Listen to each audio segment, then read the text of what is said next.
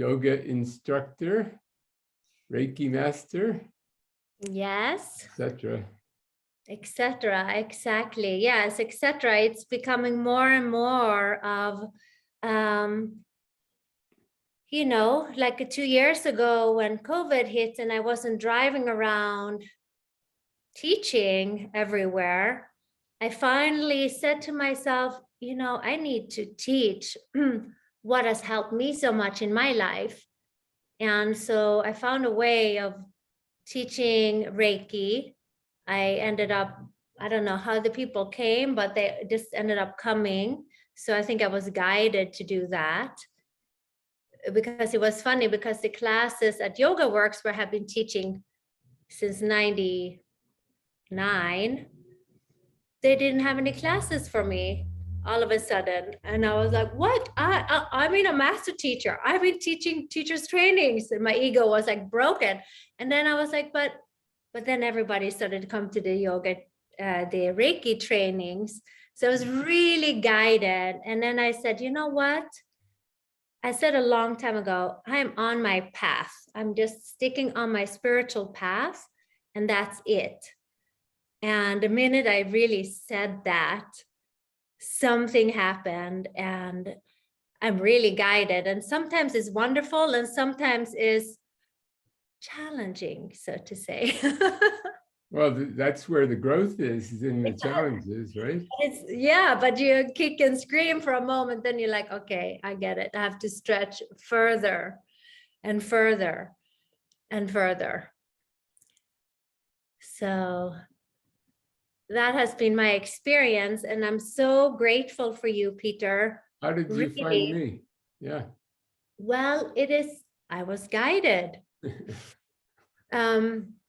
I was guided. It was interesting. I've been working with a teacher for several years, and I became a shaman, a mystical shaman. She's a PhD Jungian who was awakened, but she was teaching me a lot of Tantra. Oh, yeah. and just understanding the different levels of where we, you know, how we exist and how we are. And, you know, I was kicking and screaming most of the way, but I know that she did teach me something. And she was really teaching me to step through the threshold and become the creator of our life. Yeah, good. I'm ever grateful, and she was a wonderful teacher. She, you know, but I found you on YouTube. And there you were, and I really enjoyed the way you're teaching in such depth. And you were really methodically, I could really feel your energy like through my body when you were talking about the different masters. You were really teaching how you can find the energy within you. So I recognized that from my other teacher, like we are resurrected from within, and we become who it is that we are learning from through the masters. And you taught me that. I was walking in Hawaii, where my daughter 3 years ago was studying. She didn't end up continuing there, but I remember, because the path I was walking on, I was listening to you, and I was like, wow, he's teaching me so much. I don't know if I'm just ready for it, or you know, or it's just the time when I'm traveling. It was like I was like in a different level. And 3 or 4 days ago, me and my daughter took a road trip, and we went to look at other schools. And I knew that I was going to be guided to something, because I was like, oh, I'm going here. I might be guided to something. It's so exciting. And I was going to a spot outside Santa Cruz, which we drove. It's called the Mystical Spot. It's just like a very interesting warp hole where the energy from the earth is super powerful. So I thought that something would happen there. but then I forgot about it and nothing really happened, but it was a beautiful hike and an extraordinary experience. But we drove up the next day to San Francisco, and all of a sudden I hear Muir Woods, Muir Woods, Muir Woods. I'm like, oh, Muir Woods is, oh. And I said, oh, Emma, we have to go to Muir Woods. And I was so excited because I had listened to how you had been connected with Peter Mount Shasta there. Saint Germain. Yeah, it's saying, oh yeah, Peter, hello, I'm talking to you. It's so much energy coming through now. I'm being a little bit ungrounded. Yes, so Saint Germain, and now we were going to go there. But we ended up just driving through because we didn't have a ticket. And I just knew, oh, I'm supposed to listen to Peter Mount Shasta and Saint Germain again. So I started to listen to your videos. And now you were teaching more of the tantric, more of the Buddhist. Yeah. And I was like, wow, I know all this. So I said, I'm going to write him an email because you know what? He's a human too. Yeah, exactly. So I wanted to share. Thank you. Share. Thank you. Well, you know, these teachings are very ancient, you know, even like they say, oh, the I am teachings of Saint Germain that were given through Godfrey Ray King in the 1930s. They thought that was something new, but that's very ancient. He's just giving it in English for the first time, you know, but that's just one small part of the vast spiritual teachings, you know. Yeah. That we live in a sea of consciousness, you know. And what happened, first of all, well, when you say I am, that's God in action, you know. But now Saint Germain is pushing me more to say, find out who is I. When you say I am, who is that I? Do you know what I mean? It's not the ego, me, Peter, or Carolina. That's just the human self. Who is the I? The I that I am and the I that you are. It's all part of the ocean of consciousness, you know? Yeah. So if we can tune into that, that makes big difference. So I'm bringing in more of the Eastern teachings, you know, to connect with the affirmation work, you know? It is so powerful. And the way that you were doing the affirmations, it finally clicked in because I always thought it was so ego driven of these I am affirmations before I learned from you to really feel it and become it from your heart first. Yeah. And then when you say it, it's like a calming, wonderful knowing feeling as opposed to like a stressful, crazy feeling in your head, in your mind. So yeah, so that I love how you teach it. Look, I have the picture there and also here. And it just really was so powerful for me to listen to this awareness again, because I had a question for a very long time. And I was working with the Metatron's cube. You know, it has all the shapes and forms. Maybe I can show one at a moment. But then I had a realization that the Metatron's cube is the I am presence. Oh. And I could see they're all the essential. Let me show here. This is what my realization was. You know, there's so many circles here. First of all, it's just 13 circles. Well, you can barely see these, but I just felt, okay, so this must be the I am presence. This is, and then we want to come into experiencing life on earth. And all these circles, they hold a different sacred geometry, which are the different shapes and chakras in our bodies. And then I felt like the outer 6 circles are representation of maybe the 12 masters or the archangels, you know, because it's just the feminine and the masculine. That's how I saw it. And then I thought about the I am presence, so that has the ball of light with the rainbow colors around it, I'm thinking, oh, well, that is the chakras, the experiences that we had through our different lives. And then when we are ready to be realized, we just go into the center, like the bindi in the, Sri Yantra, and take this fractal, and we're back into the realization. Mhm. I had a wonderful experience. I did a meditation on that myself, and I just felt, wow, very connected. So you could maybe see Mhm. that is also part of the sea of consciousness. Sure. What do you think about that? Yeah, I mean, I don't work so much with the symbols, just more with the inner light, and also with tantric visualization, like to visualize a goddess, like Mother Mary or Kuan Yin or Tara or something. And, then you realize that's a part of yourself and you become that. And then you emanate that, then you dissolve that, so on. It's interacting with consciousness, but, in the duality, but seeing the duality as a projection of yourself in a sense, But I like to say, when I met Saint Germain in Muir Woods, this was a real physical thing. That, I was not taking drugs or anything like that. I had been living with a yogi in the Himalayas. Now, his guru was Babaji, Yogananda's guru.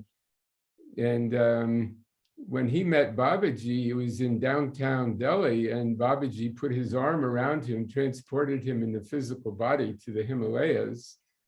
And I was guided to this man, and I wanted to just live there. I wanted to become a sadhu, and spend the rest of my life there as a yogi. But that was not my destiny. I was sent back to the West, so I found myself in Berkeley. I was living on Jai Uttal's floor in Berkeley. I mean, just a few nights I was camped there. And this ball of light came into the room and said, "Go to Muir Woods, I will meet you there." And I said, well, I don't know what that was, but I'm going there, So this yogi in the Himalayas was getting ready to leave his body consciously. These yogis can do that. When they're finished, they just say, "Okay, I'm going now." And I thought, that sounds like a good idea. I finished everything here I want to do, So I went out to Muir Woods thinking I would just ask to leave my body, and I found this hollow redwood tree to get out. It was raining, and I didn't really believe there was anybody up there that knew about me. I believed in God, but the idea of the masters taking care of us, I didn't really believe that, but I thought I should pray to them anyway. So I prayed to Jesus and Mary and Sai Baba, and I did mention Saint Germain. I'd heard of him. And I said, show me if there's some reason to stay on earth. Otherwise, I want to leave, So the next thing I know, there's a man standing in front of me. I mean, if he had walked up through the forest, I would have heard him coming, but there was no sound.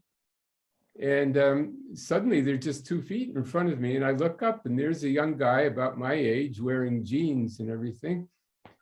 But yeah, he said, "Peter, I've come to answer your prayer." And I said, "Well, it's the first time in my life a prayer has been answered." And he said, "I am the part of the Godhead that has been sent to answer your prayer." And he said, "You can leave your body if you want. You finished enough of your karma to do that. And I will help you. But before you give me your answer, I want to show you something." So he took me out of the physical body and we went up above the earth, and it was just a realm of bliss where beings existed as the I am presence, like just balls of light giving off beautiful rainbow colors. And there was just a feeling of tremendous joy and bliss, And I said, this is it. This is where I want to be. But then I heard just crying coming from someplace. And I said, what is that terrible sound? And I looked down and I could see the earth, this little blue ball beneath my feet. And he said, that is the suffering of humanity. And the masters hear that all the time. and I could hear all the prayers and just the sadness and the crying. And my heart just went out and said, oh, I want to go back and help. And he smiled. He said, you made the right choice. Now we'll be working closely together. But before you can be of real service, you need more training. I want you to go back to Mount Shasta, and there's a teacher waiting for you there. And the first person you meet there will tell you what to do next. So then he said, now I'll show you who I really am. And he took a few steps back and he turned into this master. Wow. I'd seen him in the front of Unveiled Mysteries. I was a guest of the Theosophical Society in India, and I had found Unveiled Mysteries there. So I recognized that was Saint Germain. Then he faded out. He just became invisible, like Obi-Wan Kenobi, you know? Wow. And I felt like I've been just struck by lightning. It was I was so energized.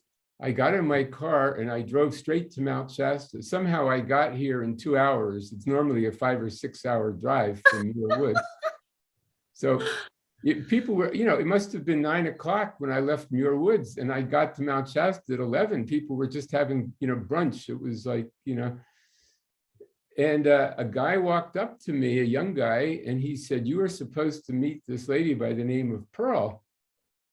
And he owned a health food store, and he had a phone. He said, come on over after breakfast. So I went over and I called up this lady Pearl, and she said, come right up.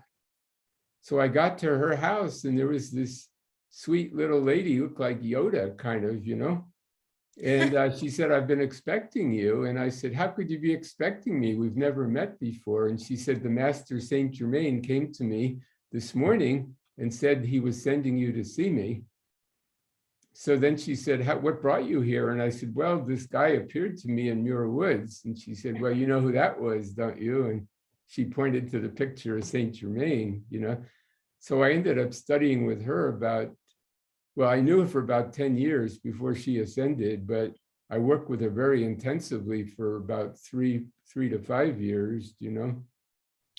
What did she, I'm looking for, you know, then a teacher, like a guide. My other teacher, she did guide me to certain places. I know that I am my own guide, you know, too. And, you know, just to hear you say that story, for me, it means so much because, you know, I've always been guided as well, but to hear it from you, I've heard it so many times, but I love it. Like I could hear that every day because it just brings that feeling of hope, you know, of connection. Oh, I'm getting so emotional. But really to have a teacher that can really show you somebody that you trust. That is such a blessing, you know. I'm looking for one of those. Maybe you will help me. Yeah, sure. Oh, thank you. Well, I'm here just to, you know, reflect to you what you are really. You know, in Buddhism, they call that the Vajra Guru. It's everywhere, you know. Yeah. And of course, there are lots of people who want to be gurus, you know. And so, you know, maybe for every 10 people or 9 people want a guru, there's one person wants to be a guru, so they kind of work that out. But still, at some point, you realize that person maybe can't teach you the next step. You know what I mean? And, you know, and that's what I really felt. I felt like I learned so much and I was ever so grateful, but we're all humans too. So, you know, it depends.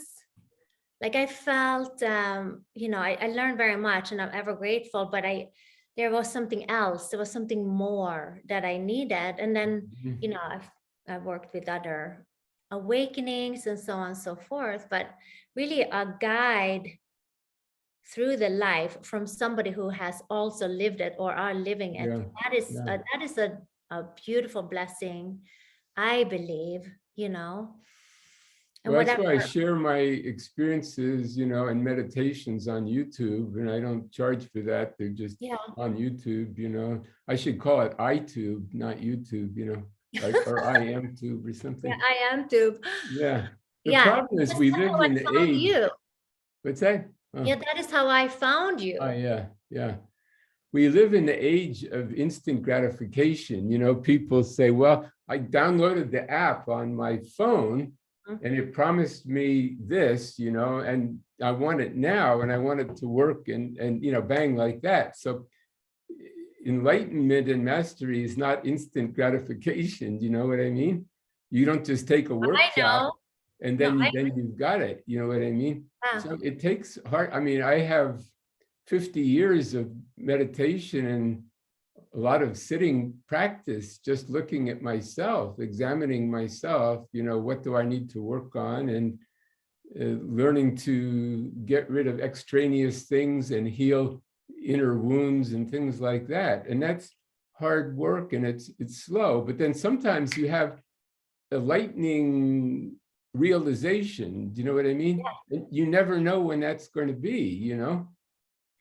But still, you have to sit and do the inner work. And, you know, a lot of people these days don't want to do it. They just say, I'm going to make some sounds, or I'm going to wave my hands, or I'm going to say a mantra, and, you know, or, you know, put a fancy name on it. And then, you know, then I'm going to give workshops. And, you know, it's like the Hollywood approach to spirituality. Do you know what I mean? Yeah. And it And you just know, doesn't do it, you know? it doesn't do it. No. Exactly. I remember clearly when even I came to yoga the first time, Mm.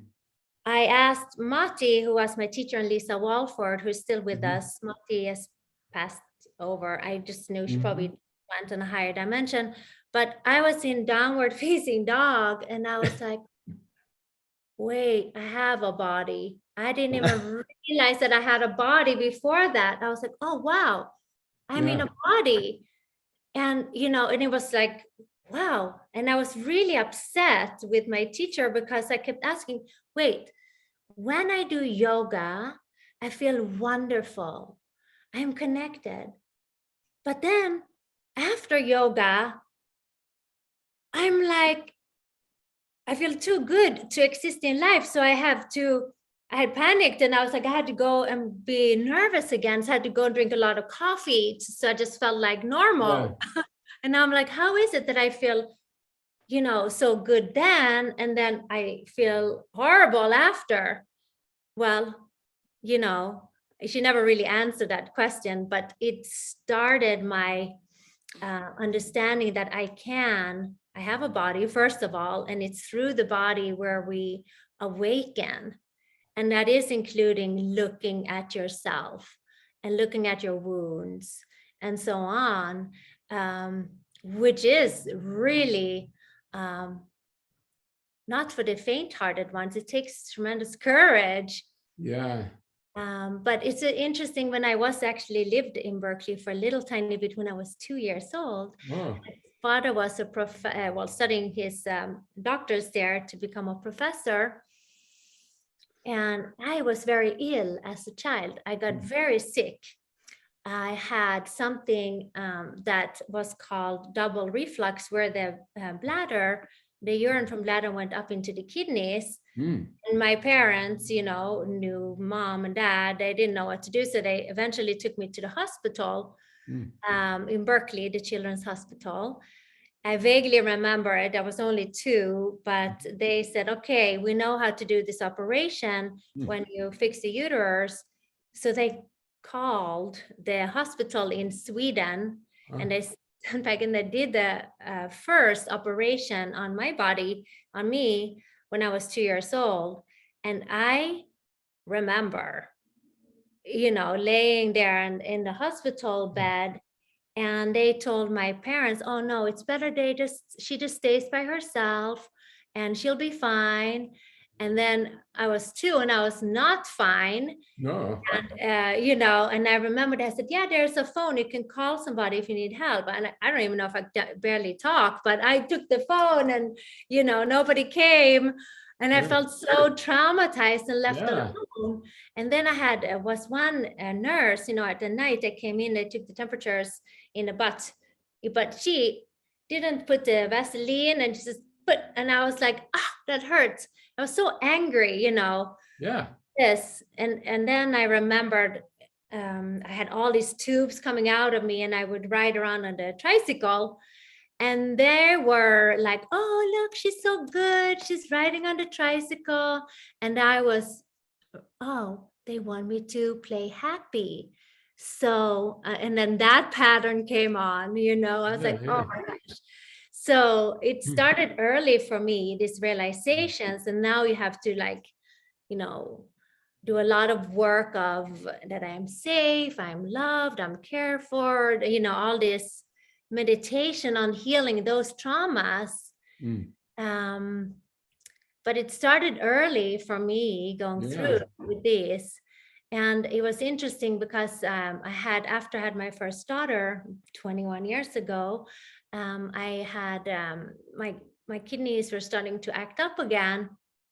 And I went into the hospital here at Cedars-Sinai in Los Angeles, and I had operation. They tried to fix it, with so much scar tissue. So they were going to do 2 different operations. And I woke up on the operating table. And I was thinking, being from Sweden, first of all, I heard ABBA, the Swedish group ABBA, blasting so loud. And I was thinking, what the heck is going on? And I thought, is it me laying on the operating table? I was and the doctor there and the other one who puts you under. And I said, this is so strange. And I told myself, I'm going to remember this, that they were blasting ABBA. And then whoop, they're like, patient's awake, patient awake. And then whoop, I went back into my body and like, oh, all that hurt, And after you come out of where how to put it to sleep, how you put to sleep, you're a little bit groggy. But I kept asking, wait, did you play ABBA loud? And why are you playing it so loud? And I thought that the doctors first didn't really believe that I was aware. But then eventually I asked the doctor, and he said, oh yeah, as a matter of fact, we did, because the gentleman, the doctor who put you under, he liked loud music. And I was like, wow, that's so weird. But, that's how you start to understand that you are not your body, but you have a body. And it's a blessing to have a body. But that's how I started to figure it out. And when you really taught this beautiful teaching of our physical body, of our soul light body, how we are expanded, when we go into our Christed expanded body, and then the spirit body, the higher self, the light. So when you did that explanation, I had actually brought back that picture. And now we're back in this time, a couple of weeks before I went on the trip now with my daughter to Santa Cruz, when I heard Muir Woods. And I was thinking, wait a minute, I don't get it. How is it? I can't remember. And then I turned on the YouTube again, who is my friend apparently, and you described this. And that one video I turned on, and it was so approving and wonderful, because this is the spiritual school. It's our life and our body. Yeah. You see, my first experience of samadhi was actually doing hatha yoga. That's kind of how I got started on the spiritual path, because I didn't really believe in God. I grew up, my father was a scientist, and I only believe what is solid, what I can test, what I can see under the microscope. And I tested God, and God did not appear, things like that, So I did hatha yoga just for my health, so it would be good for you. I was living in New York City. So I was studying hatha yoga with Swami Satchidananda. No way. Yeah, he had a place on, I think, 11th Street or 8th Street, something like that in the village. He was this beautiful guy. He gave the opening prayer at Woodstock, And I came home, he taught the basic stuff, and they said, this is only for the physical body, to get you ready for Raja Yoga, meditation stuff. But I went home, and the first day I practiced my set of asanas. Of course, the last pose is Savasana, corpse pose, where you're lying down, And I went into samadhi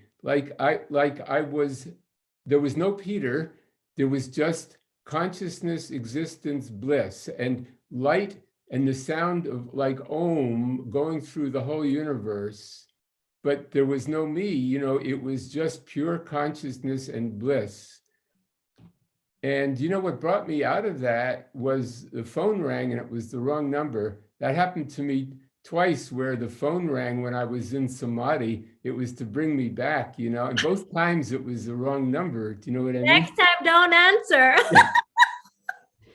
But that showed me what is there, and even doing hatha yoga, you can have these experiences, Yeah. So that was a gift of grace. It was not something really I did. I think the masters or my I am presence said, we want to show Peter like the end of the path. This is what you're working for, to be able to attain this, Yeah.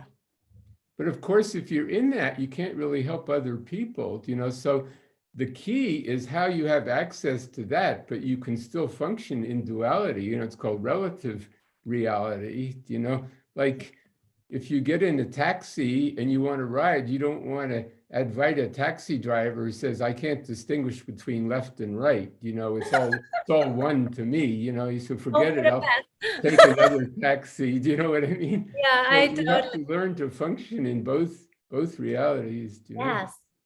So, Yeah. Oh, wow. That is amazing. Yeah, I'm, after 25 years of practicing the physical asana, yeah. very scarred, I would think, Oh, upbringing. It's been so difficult for me to really look at me and who I am as a human, form.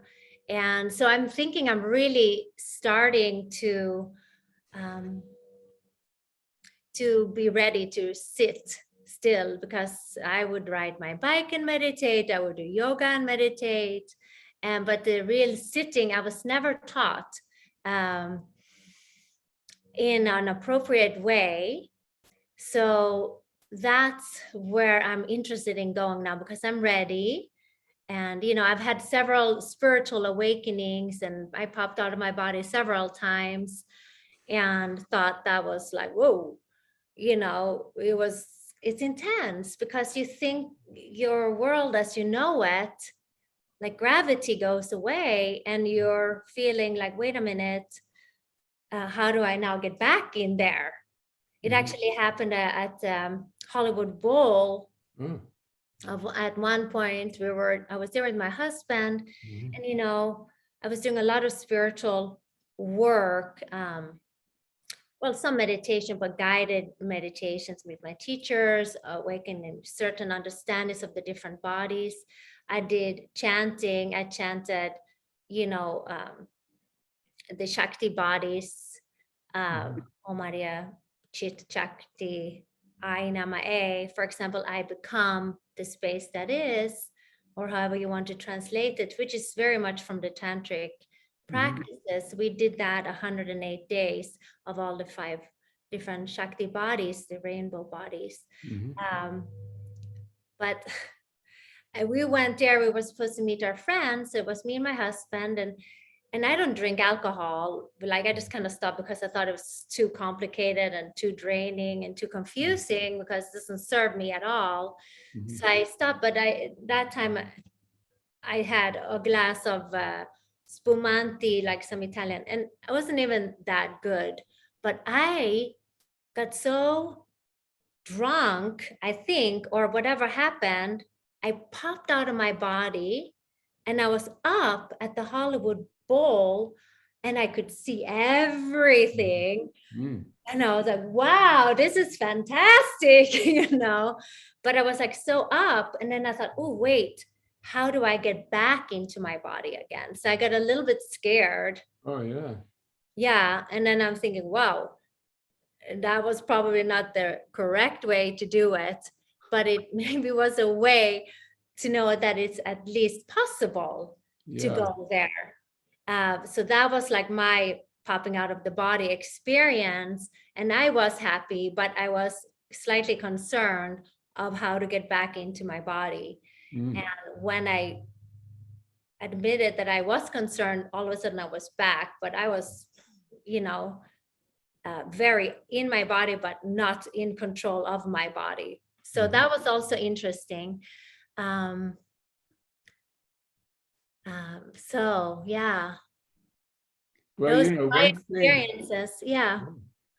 I was going to just share, one thing people can do now, we're in very unusual times, you Yeah. know, where it's not just life is normal, you know. And so there's a kind of, you know, like heaviness in the air. Do you know what I mean? Oh, It's yeah. all the anxiety people have and things like that, you know.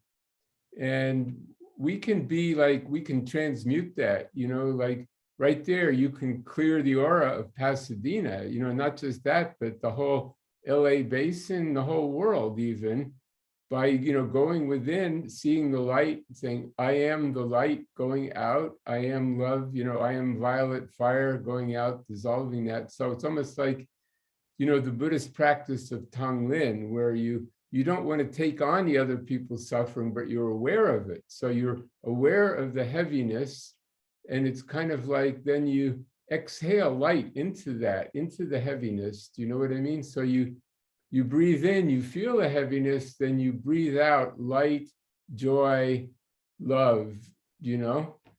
And, you know, just even sit in your room doing that, it's very satisfying, and it's uplifting for you, because what you give to others, you're receiving back 10 times as much, you know? Let's do it. Do you want to do a meditation?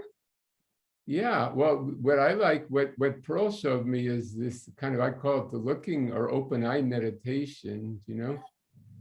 Now, I met Ananda Mai, you know, the Indian saint that Yogananda talked about. You know her? Oh, oh, Ananda you May met Ma. her? Oh, She's in wow. Autobiography of a Yogi. I met her 4 times, 3 times one-to-one, right on the, you know, on the street, you know? Really? Oh, yeah, yeah. Well, there's a picture in his book of the two of them together. Ah, And she was just naturally in that state of the oneness, but also emanating divine love, you know? And the one time I met her, I was in a rickshaw and she was on the street, and I passed her and she looked at me. And in that look, I knew she was seeing God, you know? And it opened my heart, and I went, oh, you know, like they say, namaste, that means the God in me honors the God in you, you know? And but she had the reality of that, you know. I could see the God in her was honoring the God in me, and I really felt the God in my heart. So I went back to the little house that I was renting with the rest of the Maharaji people, and for 3 days I just meditated on, I meditated on that feeling in my heart that she gave me, you know.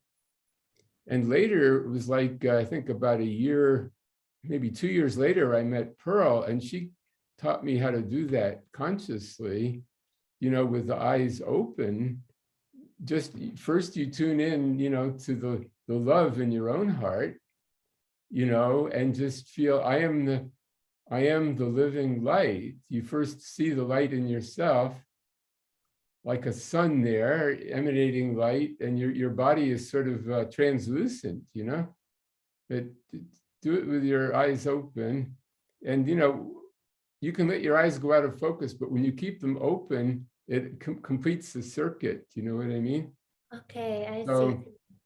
So you see the light in your heart, I see the light in my heart, and then there's really no space. Like I'm there in the room with you, and you know, the light, there's light going from my heart to your heart and from your heart to my heart. So I say, you know, I am the living light going from my heart to your heart, and you saying silently the same thing. We just sit in that and feel that love, you know.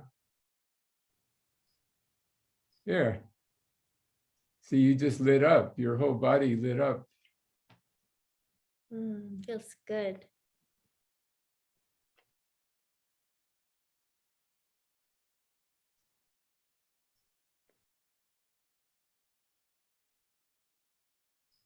So I can think, I am the presence of God blessing Carolina, and you can say, I am the presence of God blessing Peter, or I am the goddess blessing Peter, I am the goddess blessing Peter. See, that just hit my heart. I felt that, Oh, so beautiful.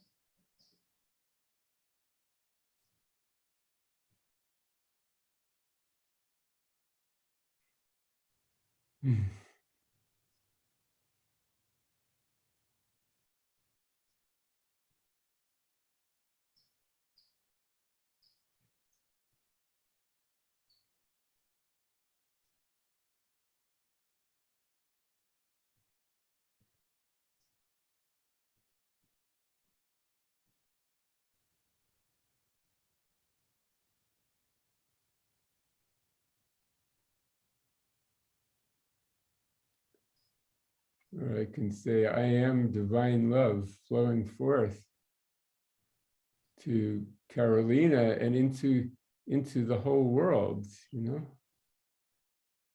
I am divine love flowing through me, through Peter, through the whole world.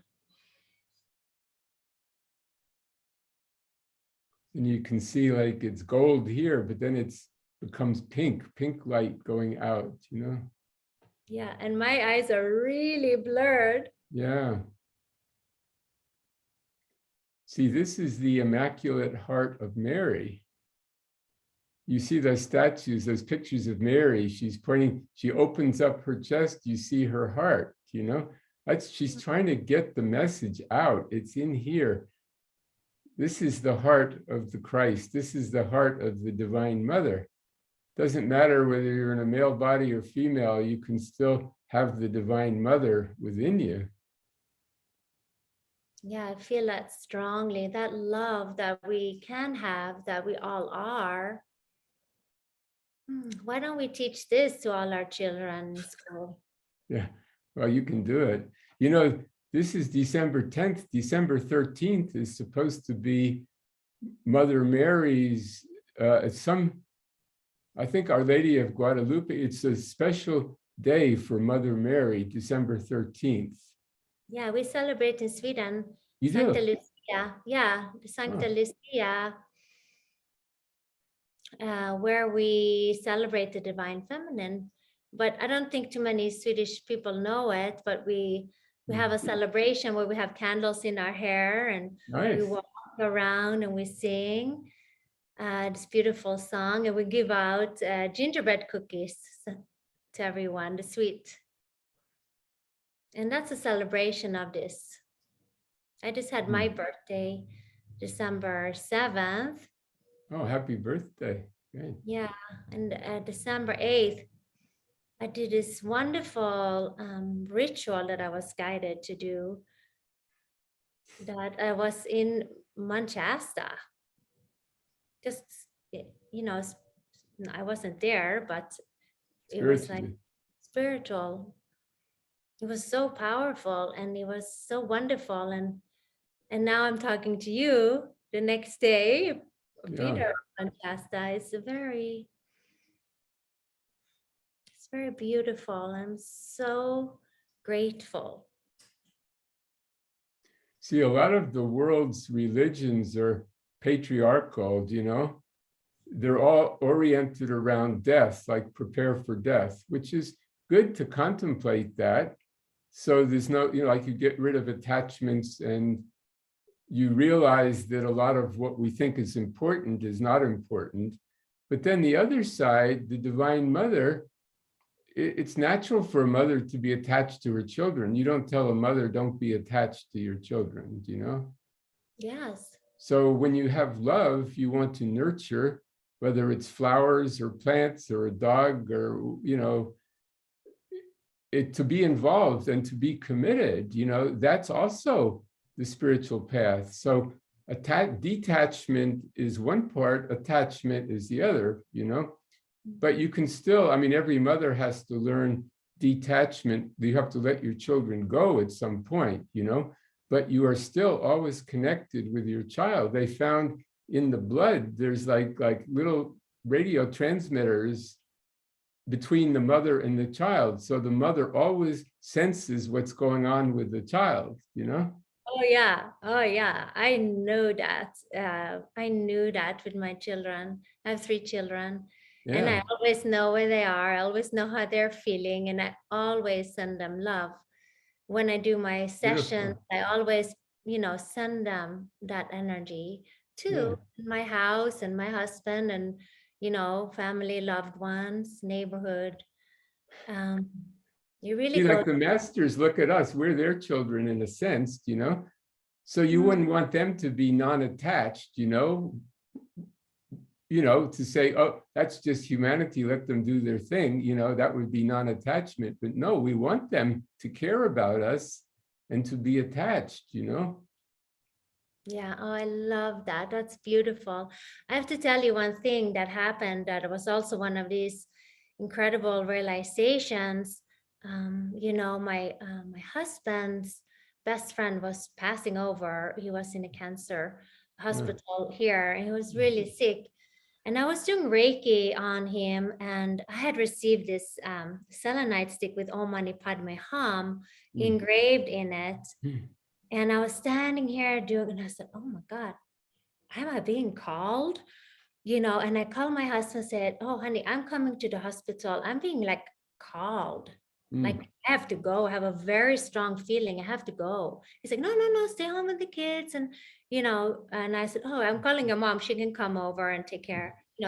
They're 21, 18, and 15. So they're fine. But I went there and I was like, whoa, what is it that am I supposed to do? And I brought this selenite stick of Om Mani Padme Hum.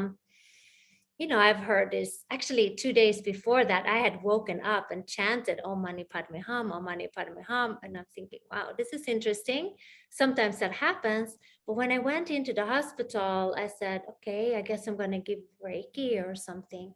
But I became so big and like really expanded. I'm thinking, wow, what is happening? I felt like I was taking on one of the masters, and I thought it was in my Christ body. I thought it was, you know, um, the master Joshua or Jesus Christ came around me. And I walk into the hospital and I see my husband, I see all the family, I see my husband's friend who was there on the table. And I said, oh, wow, he's mad. And I Mm. said, oh, wow. So his sister came up. How is he doing? And I said, oh, I'm sorry. He's really angry. Mm. And I said, and you have to talk to him and tell him that he has to be appreciative of life and that he's fine. He has to let go. And this came, out of me like I knew everything all of a sudden. Oh, pardon Mm. me. And so anyway, I gave it to his wife, and she put this Om Mani Padme Hum up by her head. And she's Spanish, so all her family was there praying with their in Spanish in their prayer beads and all that. But she put it there on the by the head where you're supposed to exit, Ah. when you leave. And it was wild. It was going on for a long time, and I was in the hallway waiting because I didn't want to take up too much space. I mean, it wasn't really my family, but I wanted to be there of service. And this man runs in the hallway crying, and he just comes to me and hugs me. And Oh. I hug him back, and my husband's looking, and I'm like, okay, that's okay. Don't worry, you'll be fine. I just gave him some comforting words. And then he's like, oh, I'm sorry, forgive me. And he's like coughing, like, it's just, that's okay, no wonder. And my husband said later, oh, I don't know what you did, but you really helped that man. Oh, And nice. yeah, and then Brian, then all of a sudden I said, okay, he calmed down. I could understand that, and he's fine, and he could exit. And then whoop, he went through the head. And Oh. I said, go to the light. I said, in my Oh. internal voice, Yeah. he was like, yes. And he went. And then I went home, and then I was like, wow. And I didn't think about it much for 3 days. Then I in the morning up in my bedroom, I came out of the shower, and I have a mirror there, a big one. I really don't look in the mirror that much, but I was just, and I looked in the mirror, I said, show me how it works, Spirit, show me, because I don't understand what happened. And it was like the whole mirror became pixelated, and down in a swirl came an energy in through me, and then through my body, through my feet, and then around me. I had this like vision that that's how the aura is, and that's how the spirit comes into your body. And I stood there and I look, and I'm like, oh God. And I look around like I had did something crime, and I looked and say, oh, did my husband see what I did? And it took me like a few days to figure out, wow, was that really a message from my higher self to show how it works when we come into body? And then I looked at the trees outside, like, wait, wow, the trees are so colorful. It's like they were waving hello. I was like, well, it was so alive. So that happened, but then after I understand that maybe now when I'm actually asking, actually stopping my busyness, I do get these messages. So that was a blessing. Beautiful. Yeah, see, Yeah. I feel you've had very high lifetimes, like as a yogi, in the Himalayas and things, So these things, but you're not so much conscious of it, but you have access to that, So you said, where in the next lifetime am I going to be needed? Well, I'm needed in the LA area. I've got to be a woman. I need to have children and so on, So I met yogis in the Himalayas that could, they could precipitate objects, and they didn't need to eat, and they didn't age. I was one yogi, he never ate the whole time I was there. He hardly slept. He made food for me, about once a week he would make food for me. But they didn't have understanding of women, you know what I mean? They, kind of looked down on women, So I know those yogis, even they were very high spiritually, their path was not complete. They're going to come back as women to understand the other side of life, I feel like I've been there, because Yeah. even when I found yoga, I was so, whoa, in it. And the Yogananda book, I got that immediately. And, I have certain understandings that just come through me. When I was teaching yoga, I was for a moment really upset with myself, because every time I got into yoga class, I saw who was there, and I could really see their bodies, and I could see their thought and their injuries. And I was like, so I taught according to who was there, and really gave a wonderful class. But, I wasn't like, I thought at the time it was not a lot at all to have like 30, 40 people, because the famous yoga teacher before me had like 100 or 80 crammed in. And I'm thinking, oh, why can I not be like a little more depressed? Why can I not be a little more teaching the same class every time? Because I was so happy. Like maybe they thought I was like a, I used to have more blonde hair. Since the COVID, my natural hair grew out, and I'm like, wow, it's actually nice. But I thought maybe they thought I was like a dumb blondie or something, a silly Barbie doll looking thing. Just being, but I do know now that I was tremendously guided when I was teaching, so I was doing my job right, even though if it didn't, you had this conflicting upbringing. Now that you're talking about how women in the world, because I was very masculine when I was young, I was very angry and I was pushing. And now, as I do my spiritual practice and being a mother, I become much more attuned and balanced in both the divine feminine and sacred masculine in my way of living. And, if somebody is looking down upon a woman or judgmental, I just hold them in kind of a light. And I feel like, that's okay. You don't know, because weren't raised that way, and people can't really see beyond how they were programmed or raised unless they really practice some form of yoga, meditation, or unit. I'm so excited to hear about your practice in the Himalayas. Did they even do poses there, or where did you? So no, these guys did not do hatha yoga. No. Yeah, they were kind of, he did some mantra practice and stuff, but he didn't really have a lot of practice. But one of these yogis, he knew what food I wanted, and he could wave his hand and it would appear in his hand,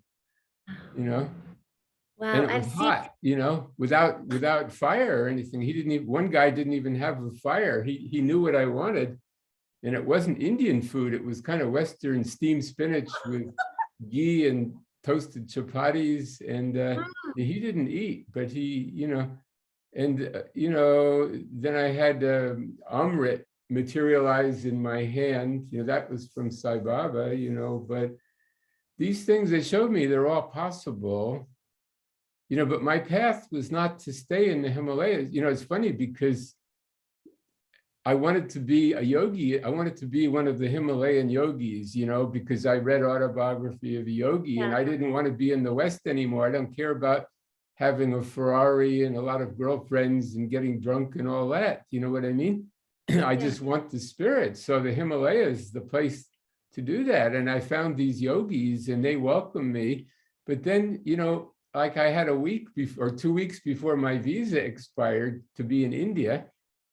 And Neem Karoli Baba came to me in a dream, Ram Dass's guru, because I spent about 6 months with him on and off. And he said, please don't die here, because you would not believe how much paperwork the Indian government has to fill out, He said, if you want to leave your body, go back to the US and do it, Wow. So the funny thing is, so I said, okay, I'm going to go back to the US, get another visa, then come back to India. But, I don't know. So I went back and forth a number of times, But see, my path was not to just stay in the Himalayas, was to try to bring the Eastern teachings into the West, in English, in a form people could relate to in a simple way, And that's what you have done. And it is so wonderful. And the way that you deliver it, and just the way you speak, it comes from the knowing, you can really tell. I mean, I can tell because I can feel, hear, see it. And it's so important. And I wonder, I probably have some similar mission too.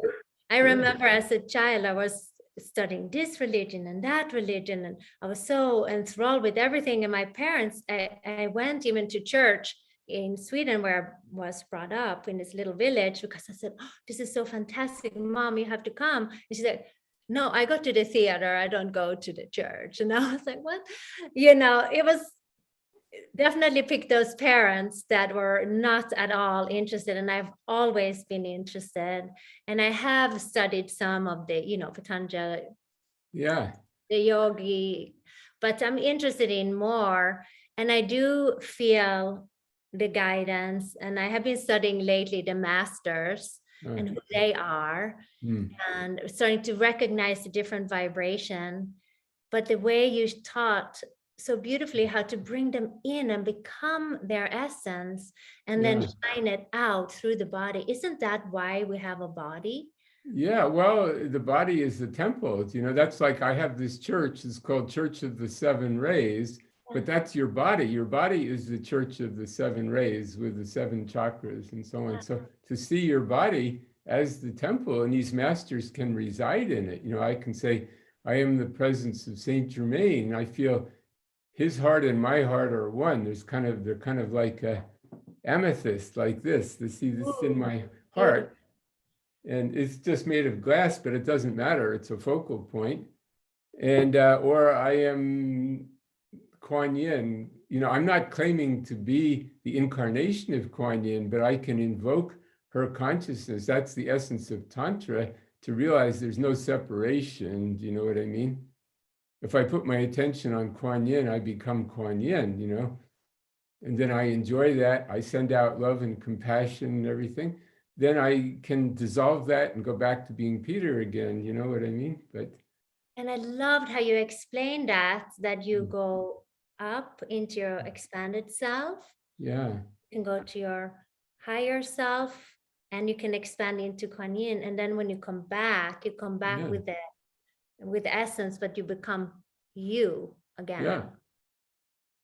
And then I can say, Kuan Yin, I'm going to be very busy today, but would you reside over my head and bless everyone I come into contact with, This is so when I drive, you said you had this experience in the hospital.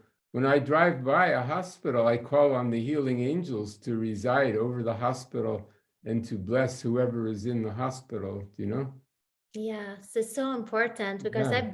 I didn't want to go to a hospital even before, because Oh, I yeah. like, what do you say when you have the aversion?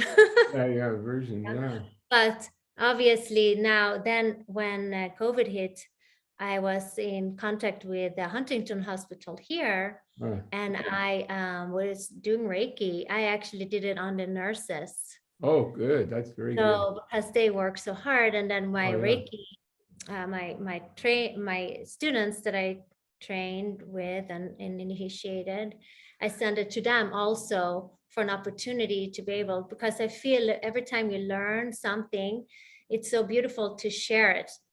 Like I do my Reiki healings, I put it out on my YouTube channel. And so if somebody wants it, they can also go there and listen to that for Maybe free. you could do a special program for nurses, you could, go to the hospital. When is the nurses shift over? Just say, we're going to take 5 minutes, use the violet fire to purify and everything.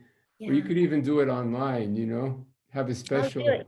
I might do a meditation on that and send it to them, and they can listen to it if they want to share When it. they get off their shift, they can listen to it right there, or when they get home.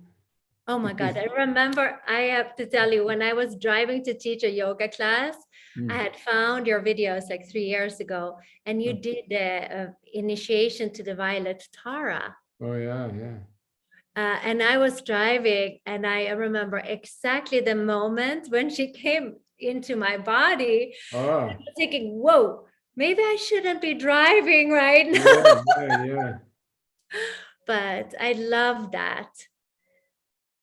That is such a blessing. Imagine you have gotten that from Saint Germain. What a great honor. Yeah, it's just amazing how these things work, And my Western material mind is somehow skeptical of some of these we call yidams. Do you know what I mean? Like in India, how could people worship a being that's half elephant, half human? Because the elephant DNA doesn't bond with human DNA, but you have to go completely beyond that. Beyond that, yes. And accept that this is an aspect of your own consciousness who can become very real. I had very powerful experience with Ganesh where he did remove obstacles, so the Violet Tara, it's like this book, Saint Germain told me to write it, and she has become a very real being in my life where she works miracles, She's amazing. It's just the acceptance of it, Sometimes when I do my Reiki healings, I say, I am the Violet Tara resurrected from within. Please come forth, like you have taught me. And I feel this energy coming through. And then I call upon Saint Germain just to clear out and rebalance, old hurts, karmic stuff that is the ones that, ties in with other heavy energy. Not the good karma, but the heavier ones. Yeah. I love Ganesha too. I have him on a picture. Yeah. It's my first deity that I love. Right here is Ganesh. Yes. Oh, he's so wonderful. And I love how he sits on the little mouse, which is the mind. Yeah. It's very funny. An Indian woman came to my house when I was doing a workshop, And I said, let's invoke Ganesh. And she was a pundit, and she chanted the slokas to Ganesh. And, Ganesh is supposed to have a little pet rat that he rides on. Yeah. Now, see, it's the symbol of the great and the small, that Ganesh takes care of the big stuff, but the rat takes care of the details, the little details down to earth. Do you know what I mean? And they work together kind of like that, I didn't It's know all that. symbolic. But after she chanted, the next day, this rat showed up. I had a statue, a big statue of Ganesh, like this big, outside on the patio. And the next day, right at Ganesh's feet was this rat, and he was stuck around for like a week, so it's very interesting. He got the Oh, call. wow. That is amazing. That is a blessing. Now, I Now, had an yeah. experience Now I lately. understand why you have a small Ganesha inside your house. Yeah, So you get a smaller. I had an experience with white Tara. Really? That, I do the practice to her, but then there's again the skeptical part. Is she real or am I making this up? Do you know what I mean? So Yeah. someone brought me a bouquet of flowers, and after about 3 days, all the colored flowers wilted, they all died. And I took them out, threw them in the garbage, but there was one white flower stayed there, and it did not fade. Do you know what I mean? And one day I'm sitting there at dinner 2 weeks later, and I think, why is this white flower not fading? And the flower spoke to me. A voice came from the flower and said, I am white Tara. And I went, oh, whoa. And then the flower, maybe a month that flower was there, did not fade at all. I mean, didn't droop or anything, where all the colored flowers had collapsed, So finally, there's a statue of Mother Mary outside on my patio. I took the flower, I offered it to Mother Mary. It was not in water now, it was just leaning against her. It still did not fade. It was just absolutely fresh, And then one day, after about a week, it just disappeared. It was not there anymore. It wasn't on the ground, it was nowhere, just went boom, it was gone. Because, I gave it to Mary. I said, Mary, this is for you, poof. So I love that. I mean, this is serendipity on a whole nother these level. goddesses are saying, Peter, come on, it's time for the goddess to come back in balance now. You have to learn the mother aspect of God. You've been trained all in the father aspect. You have to get the balance of the mother aspect too, And then very interesting thing happened.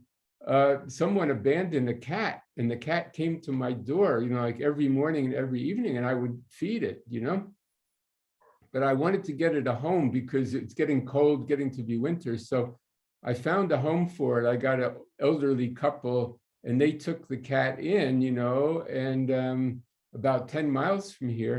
But then I felt sad because I was used to twice a day the cat coming to visit me. And then I started to feel this little heartache of missing the cat. And then I said, maybe I'm not so enlightened as I thought, because I have this attachment. Do you know what I mean? Then I realized, wait a minute, I talked to this friend of mine, Marlise. I don't know if you know her. She has a group in Santa Cruz, Marlise Cocheret, and she laughed and she said, Peter, that's the mother aspect in you. It's supposed to be attached. You know what I mean? It's okay to miss the cat. That doesn't mean you're not enlightened. Then I remember, like when Sai Baba had a pet elephant, when it died, he cried, because that's the nature of love, is you have an attachment, I mean, it's not the end of the world. You can still observe your attachment, and not let it control you, but to feel the love, that is the mother aspect, like to love your children and to want to help them, Oh yeah, and that is overpowering. Yeah. It is very beautiful. It's really, I'm so. Oh, I have two children, a boy and a girl. They're in their 30s, but I'm attached to them. I had to learn to kind of to let go. but I'm still connected with them, and I know what they're going through, and I pray for them and so on. So Yeah. Oh, how beautiful. life is just so amazing, like we came out of the oneness, just like Satchidananda, pure bliss, to come into duality, but along with that comes some suffering, and that's a part of it. Do you know what I mean? So to Yeah. be grateful even for the suffering, because it's causing us to grow and to expand somehow, Yeah, it is so interesting. Yeah, I really feel now that once we can hold our own hearts, have compassion for our own journey, and and the suffering and the good things, then it's like you can really hold space for others too. It doesn't, Sure. you can really feel for them as well. Yeah. Oh, I'm so honored for taking this time with you. Yeah, You've been sure. so amazing. And I'd love to learn more of the practices. Like I Yeah. would love to learn more about the white Tara. I would love to learn more about whatever it is that you Well, practice. it's pretty much, yeah, I can tell you about these, but it's important not to do too many different things, The Oh, yeah. basic practices are in the Violet Tara book. Actually, it's like a whole concise introduction to Tantra is. How you teach it. Hmm. There's something about how you pull it into your heart. Mhm. It becomes you, and then you share it out into the world. Like even I am the sun, Mhm. you know. See, consciousness can be transmitted through the voice. Do you know what I mean? Yeah, that's what yeah. The And sound that's what wave, then it goes in the ear and it goes to your heart. yeah, I Yeah. feel it, I'm like, wow, that's how you're supposed to do it. And it went there. And also you did one where you were doing an affirmation. Okay, and now you can put it into your solar plexus chakra, but then you go right back into the heart. And I said, yes, that's it. You want to learn from somebody that's very conscious Yeah. and Well, I aware. have a affirmation for you, a parting affirmation. Here's one. This will knock your socks off. Okay. I am a white fire being from the heart of the great central sun. Wow, I am a White white fire being fire being from the from the heart of the heart great of the central great sun. central sun. And it's going I out. See? Yeah. I love that. I'm gonna say that every Yeah. You moment. just feel that, Yeah, and the great central sun is the Metatron cube. Yeah. I'm so happy. Thank you for your beautiful, amazing self, for being here on this beautiful earth and shining the lights, because I feel so good. I feel so happy, and I'm so Good. honored to speak to you. And you're so beautiful. What Oh, a you too. wonderful man you are. Thank That is you. a man to represent the man Thank in you. the world. A balanced. Thank you so much for that. Namaste. Namaste, my friend. You are a goddess. So Thank you. bye-bye. Bye bye. Bye-bye. Thank you, my friend. Thank you.